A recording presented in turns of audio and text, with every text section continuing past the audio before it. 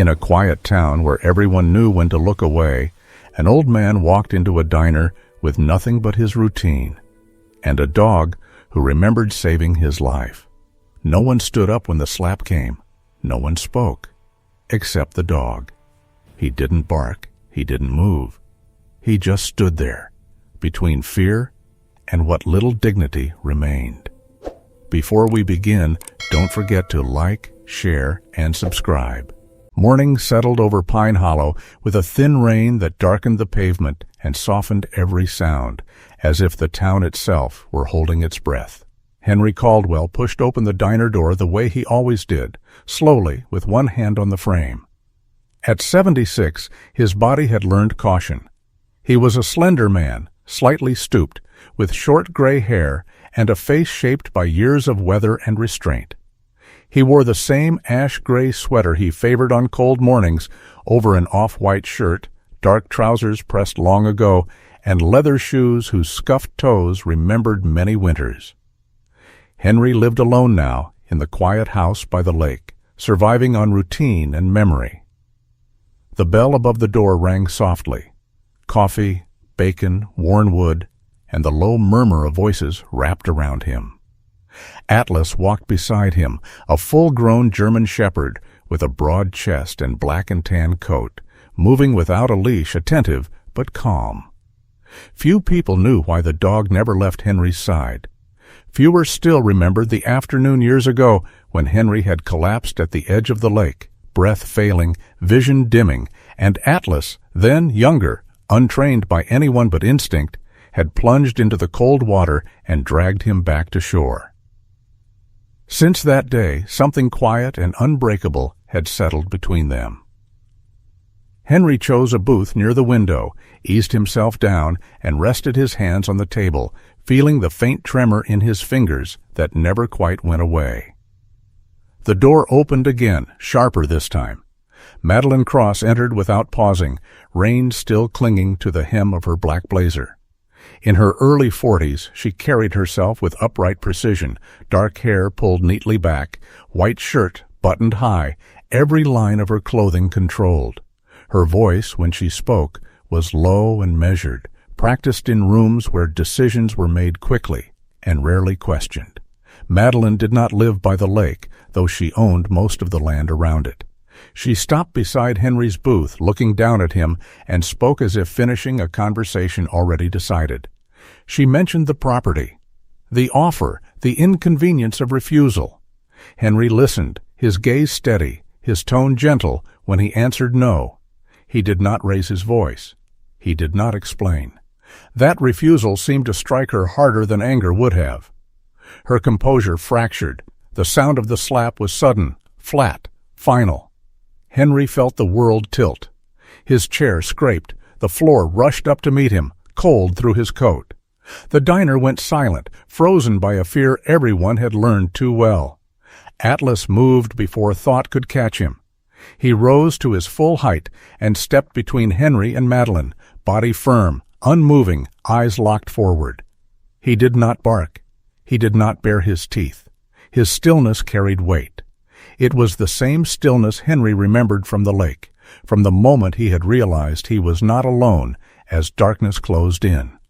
On the floor, Henry drew a slow breath, pain blooming along his cheek, pride bruised deeper than bone. He felt the vibration of Atlas's presence near him, steady as a heartbeat. Around them, plates remained untouched, coffee cooled, and no one spoke. Henry thought of how easily a life could be pushed down and how rarely anyone stepped forward. He did not feel rage. What he felt was a quiet resolve, fragile but intact, like a promise not yet spoken. Somewhere in the diner, rain tapped against the windows, patient and unhurried. Henry closed his eyes for a moment and opened them again, focusing on Atlas's legs planted firmly before him. He placed a hand on the floor and began to rise, slower than he wished, aware of every year in his spine. No one moved to help. No one told Madeline to leave. That silence, heavier than the blow itself, settled into him. Yet beneath it something else stirred.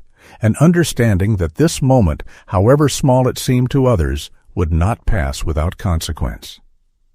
He reached for the edge of the table, steadied himself, and stood. Atlas did not shift. The dog remained between Henry and the woman, as if holding a line drawn long ago. Henry straightened his sweater, felt the ache in his chest ease, and met Madeline's eyes once more. He said nothing. He did not need to. In that quiet space, amid rain and old wood and breath held too long, Henry believed, for the first time in years, that protection did not always arrive loudly, and that standing still at the right moment could be enough. The rain had not stopped. It only thinned, falling softer now, as if unsure whether to stay. The diner door opened again, this time with a sound that cut through the silence. Claire Caldwell stepped inside. She was 35, wearing an olive jacket darkened by rain, dark jeans, boots worn for long days. Her hair was tied low, practical. Her face carried no urgency, no alarm, only focus. She moved with the economy of someone who had learned long ago not to waste motion. Behind her walked Atlas, already standing, already between Henry and Madeline. Claire took in the room in one quiet sweep. The overturned chair, her father on the floor, the woman in black standing rigid with power she had never earned. Claire's breath slowed. She knelt beside Henry without speaking, her voice, when it came low and steady, asking if he was hurt. Henry saw her then, really saw her, and felt a small loosening in his chest. The years fell away. He remembered her as a girl, running barefoot by the lake, stubborn even then. He felt her hand under his arm, strong, certain. Atlas did not move. His eyes never left Madeline. Claire helped Henry to his feet with care. She noticed the faint tremor in his hand, the one that lingered since the stroke, the same tremor she had watched in a hospital room years ago when machines hummed and time held its breath. That memory rose uninvited, the smell of antiseptic, the sound of water lapping outside the window. Atlas sitting by the bed, refusing to lie down. Claire straightened slowly, her posture calm, and turned to Madeline Cross. Madeline's face was composed, lips pressed thin, eyes sharp and unblinking. Her voice, when she spoke, was cool and clipped, already framing excuses, already rewriting what had happened. Claire did not raise her own voice. She did not need to. She spoke one sentence, measured, deliberate. She told Madeline that she had crossed a line she did not understand. The words hung in the air, heavy not with threat, but with certainty. Around them the diner remained frozen, caught between fear and relief. Only then did another man step forward. Sheriff Mark Holloway emerged from near the counter, a tall man in his early 50s, broad-shouldered beneath his uniform, belt heavy with authority. His hair was graying at the temples, his mustache neatly trimmed. He carried himself with the ease of someone long used to being obeyed. When he spoke, his tone was practiced, soothing, tired. He called it a misunderstanding. A bad moment. He asked everyone to calm down. His eyes slid past Henry and settled on Claire, and then shifted away. Claire recognized that movement at once. She knew Holloway from another life, another place. She remembered him younger, mud on his boots, sleeves rolled up during disaster relief, hands steady as he passed water to strangers. That man had once believed in order for the sake of people. The man before her believed in order for its own comfort. The realization landed quietly, with more sadness than anger. Atlas sensed the change. His ears flicked once, his stance unchanged. Claire placed herself slightly in front of Henry, not blocking him, but present. She listened as Holloway spoke, each word smoothing over what could not be smoothed. She felt the weight of the room press in, the shared instinct to let it pass, to return to coffee and routine. For a moment she understood that instinct. Peace was easier than truth. She met Holloway's eyes again, just briefly. There was no accusation in her gaze, only recognition. Henry rested his hand on the table, breathing carefully, watching his daughter stand where he could not. Atlas remained between bodies and danger, breathing slow, unthreatening, absolute. Outside, rain traced lines down the window, blurring the world beyond the glass. Claire said nothing more. She helped Henry gather himself. She nodded once to the room, not in thanks, not in forgiveness, but in acknowledgement. As they turned toward the door, Henry felt something settle inside him, a quiet trust. Not that the world was fair, but that he would not face it alone. By evening, the rain returned, heavier now, drumming on roofs and windows, washing Pine Hollow in a gray patience that felt older than memory. Sheriff Mark Holloway stood near the counter as the diner slowly found its breath again. He was in his early 50s, tall, broad through the shoulders, his uniform pressed with care that had once meant pride. Gray threaded his hair at the temples, his mustache trimmed the same way it had been for years.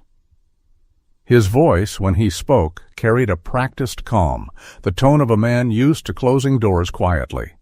He called it a misunderstanding. He said no one needed trouble. Claire watched him from a short distance, her father seated beside her, Atlas at her knee. She noticed the way Holloway's eyes moved, how they touched her face and then slid away. That small motion told her more than his words. She remembered him from another time, mud-streaked and sleepless, standing beside her during a relief mission after a flood. Back then, he had spoken little too, but his silence had been different. It had carried resolve. Now it carried weight. Holloway finished speaking and waited, as if expecting the room to agree. It did. The diner settled into uneasy quiet. Claire felt the space between who he had been and who he had become, and it left a dull ache behind her ribs. Outside, beneath the diner's dim awning, Ryan Walker lowered his camera. He was in his mid-20s, slim, restless, with rain-darkened hair and a hoodie pulled tight around his neck. His hand shook slightly, not from cold, but from the knowledge that he had seen something he could not unsee. He had come to Pine Hollow chasing scenery and small-town warmth. What he captured instead was a moment of stillness that spoke louder than violence. An old man on the floor, a German shepherd standing guard without a sound. Ryan replayed the footage once, then again, watching Atlas's eyes, the way the dog placed his body between harm and the fragile space it threatened. Ryan lived lightly, moving town to town, but something about that image rooted itself in him. He packed his gear slowly, aware that sharing what he had filmed might cost him comfort. He felt that cost already pressing in. The rain soaked through his shoes. He did not rush to escape it. That night the lake lay dark and unmoving. Claire walked the perimeter of her father's house, listening to the quiet. The wooden boards creaked under her steps. Atlas moved ahead of her, nose low, alert but unhurried. Inside, Henry slept in a chair near the window, blanket drawn up to his chest, breath shallow and steady. Claire watched him for a long moment. She saw how small he seemed in sleep, how time had folded him inward. When Atlas paused near the trees and lifted his head, she followed his gaze.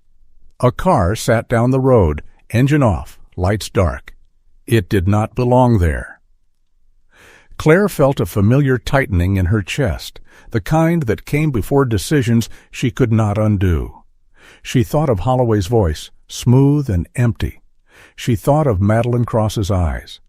The pieces began to settle into place, not with clarity, but with weight. This was not a single act. It was a pattern.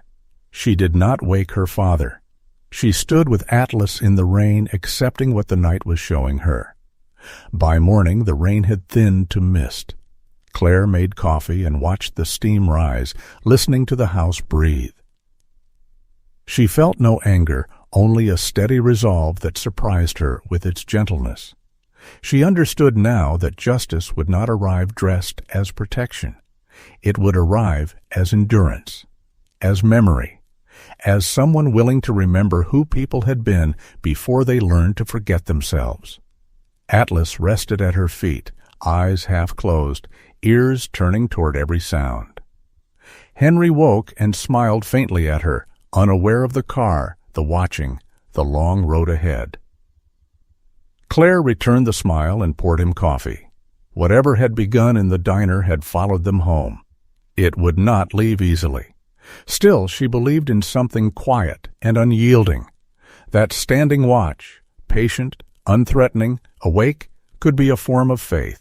The morning light arrived pale and uncertain, filtering through low clouds, touching the lake and the town as if asking permission.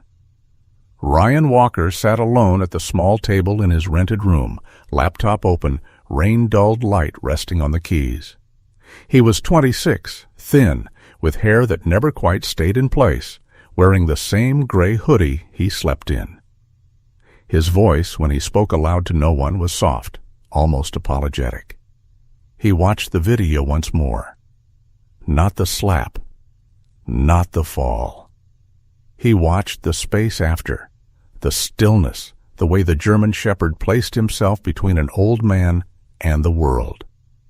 That was what stayed with him. Ryan had lived lightly, believing movement was safety, that nothing followed you if you didn't stay long enough. His parents had taught him kindness, but not courage. That morning, he pressed upload. The progress bar moved slowly. When it finished, there was no relief, only a quiet acceptance that something had been set in motion. Outside, the town woke. Phones buzzed, screens lit up. By noon, the image had traveled farther than Ryan ever had. It was no longer his. In Pine Hollow, the diner felt emptier than it should have. The young woman who poured coffee, barely 20, shoulders tense beneath her apron, was called into the back office. She returned minutes later without her apron, eyes fixed on the floor, hands shaking as she gathered her things. No one asked why. No one needed to. The owner avoided her gaze, voice tight, explaining policies as if they were weather. Across town, Henry sat by the window of the lake house, watching light move across the water. He did not know about the video yet. He only felt a faint unease, like pressure before a storm. Atlas lay near his feet, head lifted, ears turning toward distant sounds. Claire stood at the counter, reading messages she did not answer. She saw the familiar pattern emerge, punishment moving quietly, sideways, never touching those it meant to protect. She thought of all the times she had seen truth treated as inconvenience. She did not feel surprised. She felt steady.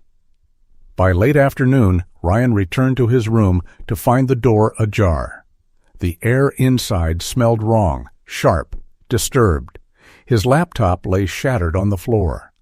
Hard drives cracked open, their insides exposed like something once living. Nothing else was taken. He sat down slowly, the way one does when standing becomes too much. He did not cry.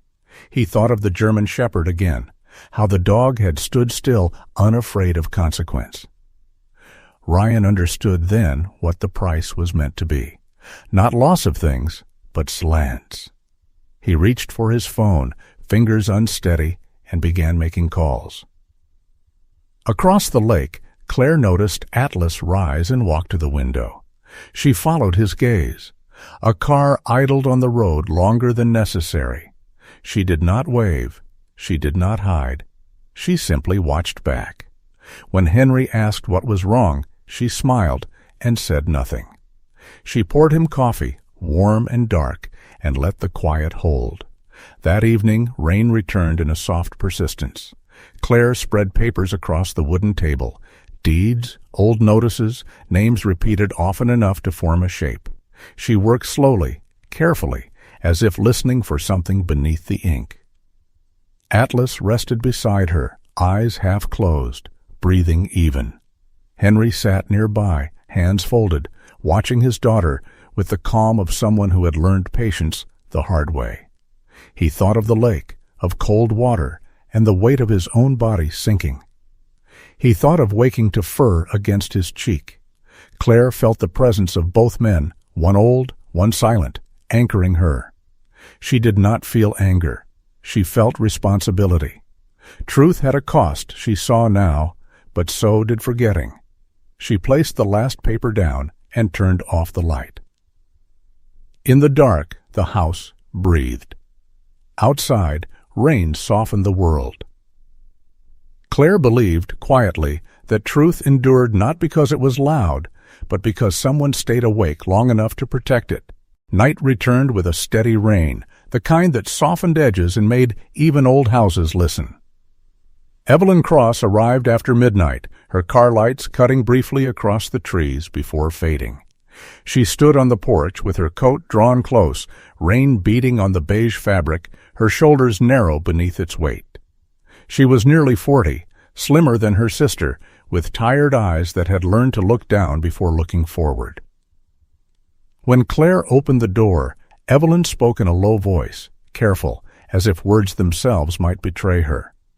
She stepped inside without removing her shoes, the wooden floor cool beneath them, and held a small black USB drive in her palm, like something fragile. Atlas watched from the corner of the room, his dark eyes steady, reading her without judgment. Henry remained asleep in the next room, his breathing slow, the sound a reminder of what had been broken. Evelyn's hands trembled as she spoke. She told Claire about the papers she had signed years earlier, about meetings held behind closed doors, about the child she had lost custody of when she refused to cooperate. Her voice did not rise. It thinned, worn by years of restraint. She had learned how to survive by becoming small. The rain tapped softly at the windows, patient, unaccusing.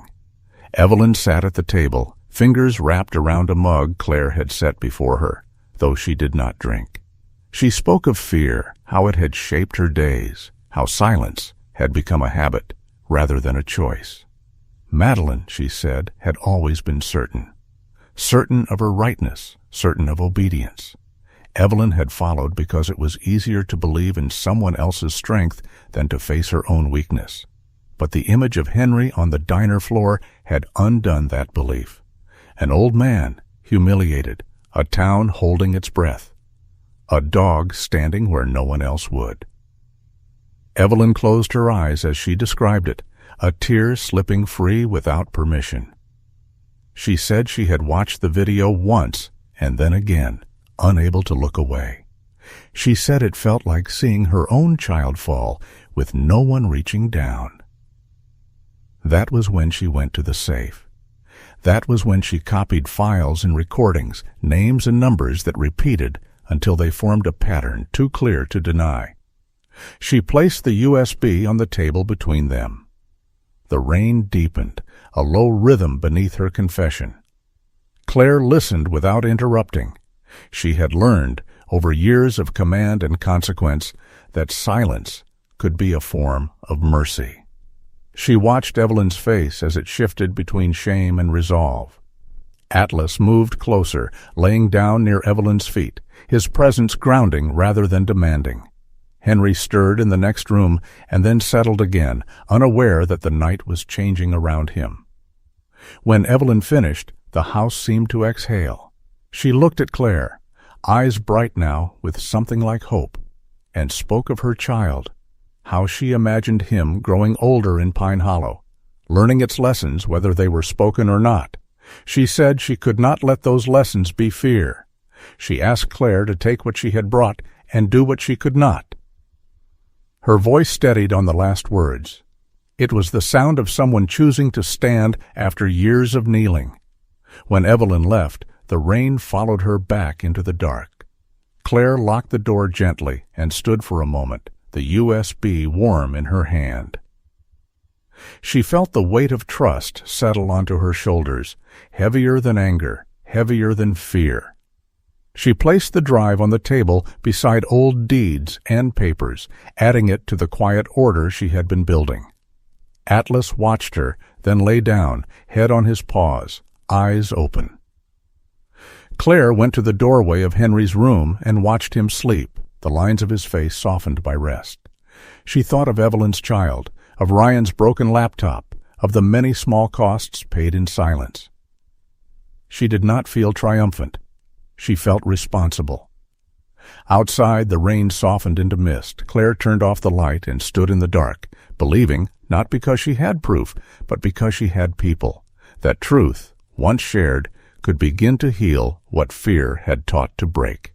Dawn came quietly to Pine Hollow, a thin light rising over wet ground and still water, asking nothing, promising nothing, simply arriving. The federal cars appeared without sirens, dark shapes at the edge of morning. They moved slowly, deliberately, as if respecting the town's long habit of silence.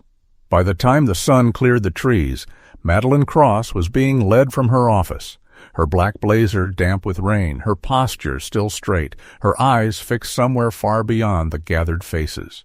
She looked smaller than she once had, not diminished by handcuffs, but by exposure. Sheriff Mark Holloway followed later, hands bound, shoulders rounded now, his uniform suddenly heavy with all it had failed to protect. People stood along the street, shopkeepers, retirees, men and women who had learned to keep their heads down. No one cheered. No one spoke. The absence of sound felt intentional, like respect for something finally laid to rest. Henry watched from Claire's side, Atlas seated near his feet, calm as ever. Henry felt no triumph, only a soft release, like unclenching a fist he had not known he was holding. Weeks passed. Pine Hollow did not heal quickly. It learned, instead, to breathe again.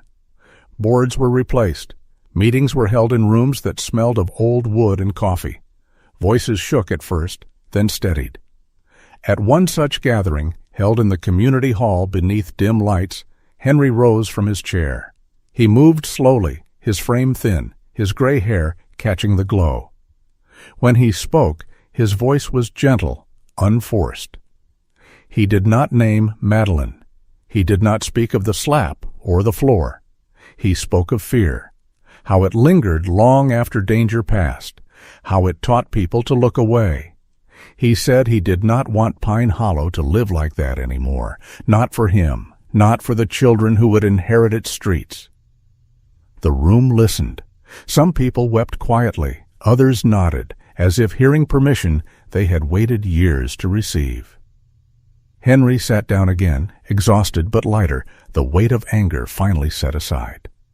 Outside, the town began to change in small ways.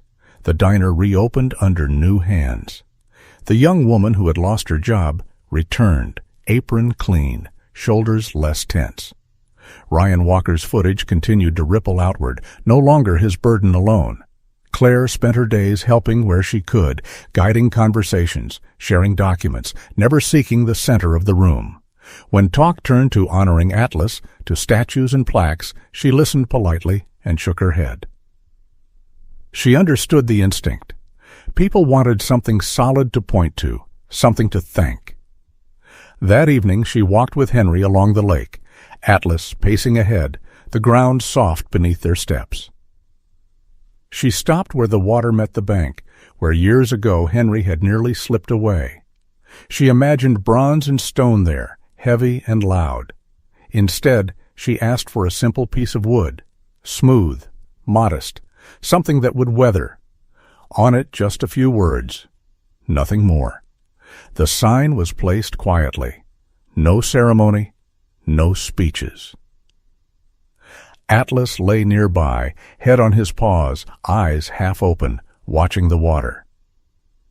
Henry sat on the porch later, a cup of tea warming his hands, steam rising into the cooling air.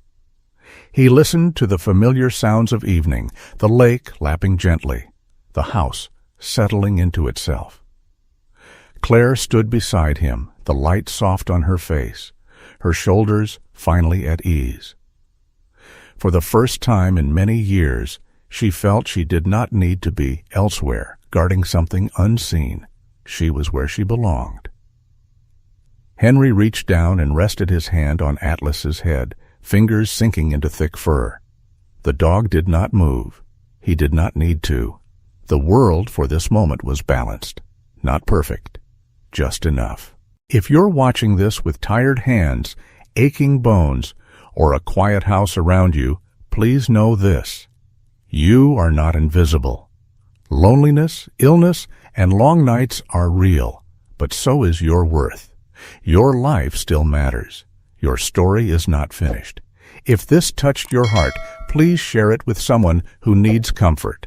Leave a comment, subscribe to our channel, and may God bless you, protect your health, and give you peace tonight.